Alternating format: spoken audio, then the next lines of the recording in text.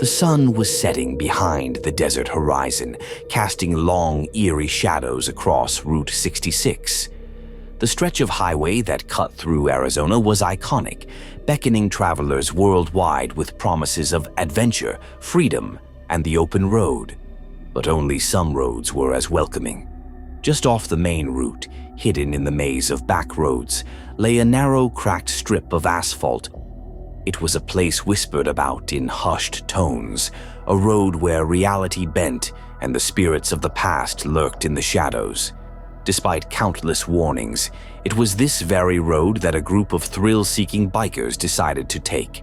The leader of the group was Jason, a man who lived for the rush of adrenaline. He had ridden across the country, always chasing the next thrill and challenge. When someone in a dusty roadside diner had told him about the Phantom Trail, a forbidden shortcut through the Arizona desert, his curiosity was piqued. It was said to be dangerous, but the danger was part of the allure. He convinced his friends to join him, brushing off their reservations. After all, they were a hardened biker gang. What did they have to fear? The sun dipped lower as the group veered off Route 66 and onto the Phantom Trail. At first, the ride felt like any other, a stretch of road lined with cacti, the air thick with the scent of the desert. The roar of their motorcycles filled the silence, drowning out the whispering wind. But as the road twisted more, plunging into the desert, something shifted. The once smooth, rhythmic roar of engines began to falter. Jason's radio crackled with static, the lively chatter of his friends abruptly silenced. It was initially subtle, a sensation of being watched, the hairs on his neck prickling with unease. Jason glanced back, expecting to see his friends riding close behind. Instead, he saw only an empty road stretching endlessly into the fading light. His heart skipped a beat. Where had they gone? He revved his engine, speeding up, hoping to catch up to them, but the faster he went, the thicker the air seemed to grow, as though the desert was closing in on him. The road ahead twisted sharply, leading him deeper into unfamiliar territory. Jason's heart pounded in his chest as he tried to shake off the growing sense of dread. His bike's engine roared louder, but the silence around him felt oppressive, like a weight pressing down on his soul. Then, out of nowhere, he heard the unmistakable sound of motorcycles approaching from behind. Relief washed over him, thinking his friends had caught up at last. He glanced over his shoulder, expecting to see their familiar faces. Instead, he saw something that froze him to the core. Riding just behind him was a group of bikers, but they were not his friends. Their figures were ghostly, pale, and barely human. Their eyes were hollow, their faces twisted with pain and anger. They rode in formation, their bikes moving as one, but something was terribly wrong. Their movements were jerky and unnatural, as if they were being pulled by some unseen force. The engines of their motorcycles screamed, but their mouths never moved, locked in a grim silence. Jason's blood ran cold. These were not living men. He was being pursued by the dead. Panicking, he slammed the throttle, the roar of his bike echoing through the barren landscape as he sped up, trying to outrun the ghostly riders. But no matter how fast he went, they stayed close behind, their hollow eyes fixed on him, their movements growing more erratic, more desperate. It was as though they were trying to pull him into their world, where time stood still and death rode alongside the living. The desert wind howled around him, carrying faint whispers that seemed to swirl in his ears. "We ride forever," the voices murmured, echoing through the night. Jason's heart raced as he tried to shut them out, but the whispers grew more insistent. Fear gnawed at his gut, threatening to consume him whole. Jason veered off the road in his frantic desperation, hoping to lose the ghost riders in the desert. But the sand was loose beneath his tires, and before he knew it, his bike skidded out of control, sending him tumbling across the ground. Pain shot through his body as he landed hard on the rocky earth. His breath knocked from his lungs. For a moment, everything went still, the world spinning in dizzying slow motion. When Jason finally opened his eyes, he saw one of the ghost riders standing over him. The figure was impossibly tall, its face gaunt and lifeless, its skeletal hands gripping the handlebars of a rusted, broken-down motorcycle. Jason knew he had to escape, but there was nowhere to run, no way out of the nightmare that had engulfed him. His bike lay a few feet away, battered but still functional. With trembling hands, he righted it, but before he could mount it, the rest of the Ghost Riders appeared. They circled him slowly, their movements synchronized, mechanical, as though they were trapped in a never-ending loop of death and torment. Suddenly, Jason remembered the legend he had heard back at the diner, the story of a biker gang that had taken the Phantom Trail years ago. They had crashed, their bodies scattered across the desert, their souls never at rest. The locals had spoken of a curse, a dark force that claimed anyone who dared to cross the Phantom Trail. Jason was their next victim. Realization hit him like a punch to the gut. The Ghost Riders wanted him to join them, to ride with them forever, trapped in their spectral world. Desperation clawed at his mind. He couldn't let it end like this. Then, like a flash of memory, he remembered something else. The old biker jacket his father had given him. It was worn and weathered, a relic of the past, but it was said to carry the spirit of the road. Jason had kept it in his saddlebag, more out of sentimentality than belief in the legends. But now, with the Ghost Riders closing in, he knew it was his only chance. Fumbling with the straps of his bag, Jason pulled out the jacket. The air around him seemed to shift as he held it up. The Ghost Riders paused, their hollow eyes locked on the piece of worn leather. He laid the jacket on the ground before them with trembling hands, a symbol of respect, an offering to the restless spirits. For a long, agonizing moment, nothing happened. The Ghost Riders remained still, their engines idling in the thick desert air. Then, slowly, they began to fade, their bodies dissolving into the night-like mist under the morning sun. Shaken but alive, Jason climbed back onto his bike and rode toward Route 66, the desert stretching before him. He vowed never to return, but the memory of the Ghost Riders would haunt him forever, a reminder that some roads are better left unexplored.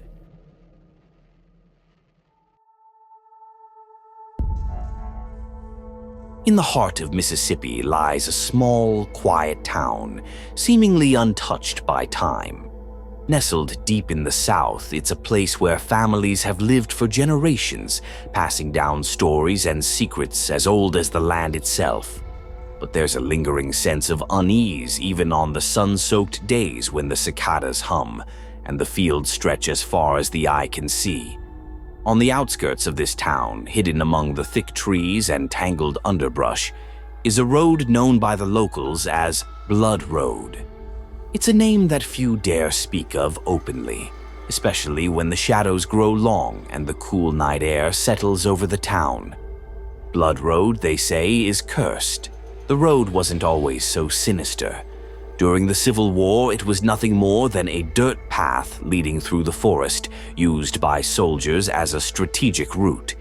But it soon became the site of a bloody battle that would leave a permanent mark on the town and its people.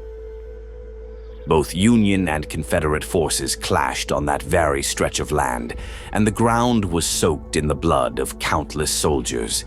Many died in agony, their cries for help lost in the chaos of war. And so Blood Road earned its name, though the horrors of what happened there were only the beginning. Over the years, the road became notorious for strange and terrifying events. At first, it was small things. People driving along the road at night would hear distant sounds, the soft yet unmistakable cadence of marching boots, as if an invisible army was still walking the path they had once fought to defend. Other times, drivers would notice patches of fog that clung stubbornly to the road, even on clear nights. In the mist, they would catch glimpses of shadowy figures just beyond the reach of their headlights. But when they looked again, the figures were gone, leaving only the suffocating silence of the night behind. The first significant incident to stir genuine fear in the townspeople's hearts occurred on a warm summer evening. A couple was driving down Blood Road, taking a shortcut on their way home after a party. They were laughing, the car's radio playing a lively tune, when suddenly, out of nowhere, a man appeared in the middle of the road. He was dressed in a tattered old military uniform, his face ghostly pale, eyes empty and hollow. The couple swerved violently, narrowly avoiding hitting him. Their hearts racing, they looked back, but the road behind them was empty. The man had vanished as quickly as he had appeared. Shaken but determined to get home, they continued, but strange things happened almost immediately. The radio crackled and fizzled, the song warping into something eerie and unrecognizable. It sounded like an old war anthem, faint and distorted as if it were playing from another time. Then the unmistakable imprint of a bloody hand appeared on their windshield. The couple screamed, their fear palpable, as if something had reached out in desperation, leaving its mark. Word of the incident spread quickly through the town. Still, many dismissed it as a hoax or the result of an overactive imagination. That is, until more reports began to surface. Groups of teenagers, always eager to test their bravery, would dare each other to walk down Blood Road at midnight. Armed with flashlights and bravado, they would go down the dark, twisted path. But what began as a joke soon turned into sheer terror. One group ventured out on a moonless night, laughing and trying to scare one another with ghost stories. But the atmosphere changed almost instantly. The laughter died in their throats as the air around them thickened, heavy with an oppressive weight. And then they heard it. A faint whisper carried on the breeze. It was the sound of men calling out names, voices echoing in the night like a distant battlefield. Their flashlights flickered, and the ground beneath their feet seemed to tremble. Suddenly, the distant sounds of cannons boomed, and the screams of dying soldiers filled the air. One of the teenagers froze, staring into the darkness. A figure was standing just a few feet away, a soldier with sunken eyes, his uniform torn and bloodied. His gaze was empty, his face a mask of sorrow. In a panic, the teens fled, but the sounds of battle followed them, growing louder and more chaotic with every step. By the time they reached the safety of their car, they were breathless, their faces pale, and their hearts pounding in their chests. The town was now fully aware of the sinister forces at work on Blood Road. People reported seeing bloody footprints that appeared out of nowhere, leading them into the trees before abruptly vanishing. Others spoke of ghostly apparitions, soldiers marching silently in the fog, their expressions twisted with pain and despair. On warm summer nights, cold gusts of wind would sweep down the road, carrying the faint scent of blood and gunpowder.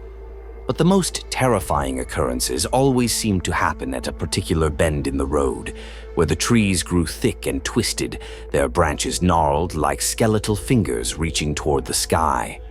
Here, people reported feeling an overwhelming sense of dread, as if they were being watched by unseen eyes.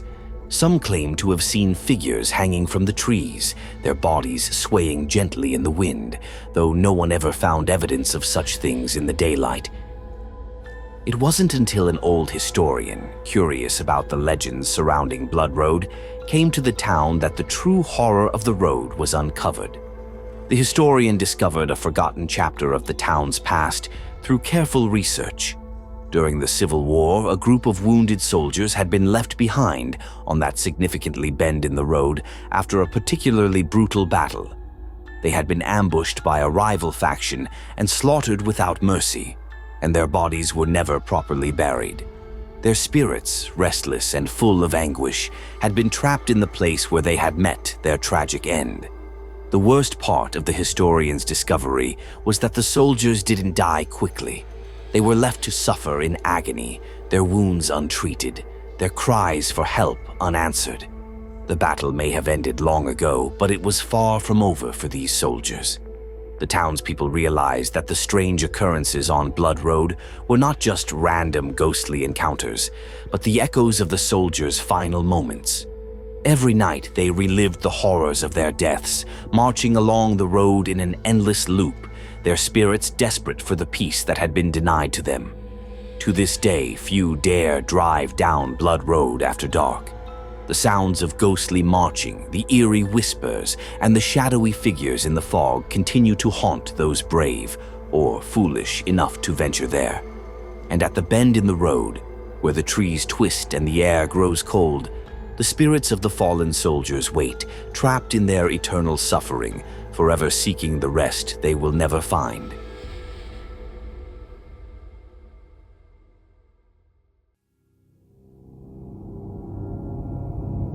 In the remote wilderness of the Colorado Mountains, a road winds through a dense, foreboding forest known to the locals as Phantom Ridge Road. The path is unmarked on most maps, and those who live nearby speak of it in hushed tones, warning travelers to stay far away. But it's not the road that terrifies them. The trees, the towering pines that stretch up towards the sky, seem to whisper in the darkness. And the locals claim these whispers are not just the rustling of the wind. No, these trees call out the names of those fated to die. Over the years, there have been too many stories of people going missing or meeting tragic ends after traveling down Phantom Ridge Road. Most people heed the warnings. But for a group of college students looking for a thrill on one chilly October night, the allure of the unknown was too tempting to resist. The group comprised 4 friends: Sarah, Mark, Jenna, and David. They were returning from a weekend camping trip in the mountains and had heard about the road from a local shop owner. She had been insistent that they stay away from it, but the more she warned them, the more intrigued they became. Sarah, the most adventurous of the group, suggested they take a detour and see if the legends were true.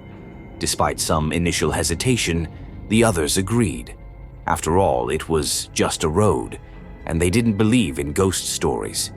As they turned onto Phantom Ridge Road, the atmosphere in the car shifted almost immediately. The vibrant energy they had earlier was replaced by an unsettling silence. The tall pine trees seemed to lean closer to the road, their dark branches swaying ominously in the wind. The forest around them grew thicker, the shadows stretching out like grasping fingers as the car moved further into the darkness. The first whisper was so faint that no one was sure they'd heard it. It came from the trees, a soft rustling sound that could have easily been mistaken for the wind. But then it came again, clearer this time and distinctly human. It was a name, Sarah's name. She stiffened in her seat, her eyes darting around the darkened road. "Did you hear that?" she asked, her voice barely above a whisper. David and others laughed it off, brushing it aside as her imagination got the best of her. But Sarah couldn't shake the feeling that something was terribly wrong. As they continued down the road, the whispers grew louder. Sarah's name came again, followed by Mark's, then Jenna's, and finally, David's. One by one, the trees seemed to be calling out to them, their voices growing more insistent with each passing moment. The once light-hearted atmosphere in the car dissolved into tension as the realization dawned on them. They weren't imagining it. The trees were speaking, and they knew their names. Mark, who had been driving, began to panic. He pressed his foot harder on the gas, but the road seemed endless, stretching out before them like a never-ending tunnel. No matter how far they went, the trees grew denser, their branches looming overhead like the claws of an unseen predator. The whispers persisted, growing louder and more urgent as though the trees were closing in on them. Then, without warning, the headlights flickered. Once, twice, and then they died, plunging the car into total darkness. David and Jenna were numb and couldn't move. Mark slammed on the brakes, his heart racing, but the car had come to a halt. They were stranded, miles from the nearest town, with nothing but the dense forest and the eerie whispers surrounding them. Desperate to escape the suffocating confines of the car, the group decided to get out and search for help. Sarah protested, her instincts screaming to stay inside, but Mark insisted they couldn't stay put. Reluctantly, she followed the others out into the cold, oppressive night. The air was thick, almost choking, and darkness seemed to press in from all sides. The whispers were louder now, swirling around them in a cacophony of voices. It was no longer just their names being called. It was fragmented words, broken phrases, warnings, and pleas. The voices seemed to be coming from all around, but there was no one in sight.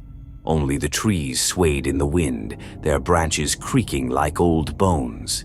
As they ventured further down the road, something caught Jenna's eye. At the edge of the forest, barely visible in the shadows, were figures, pale, translucent shapes that seemed to hover between the trees. They were human-like, but their faces were obscured, hollow, and gaunt.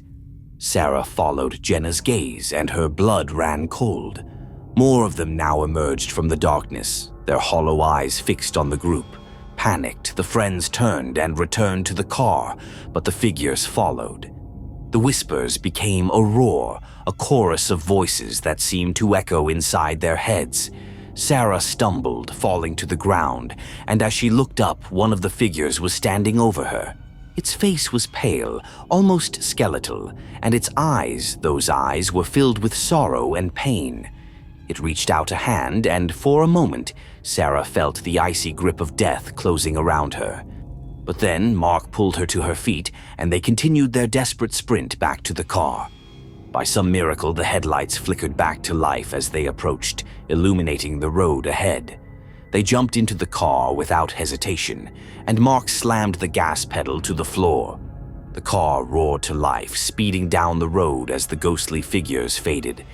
But the road still stretched on, and the whispers had not stopped. In fact, they were louder than ever, their voices a chaotic symphony of despair. The road widened, the trees thinning, and suddenly they were free.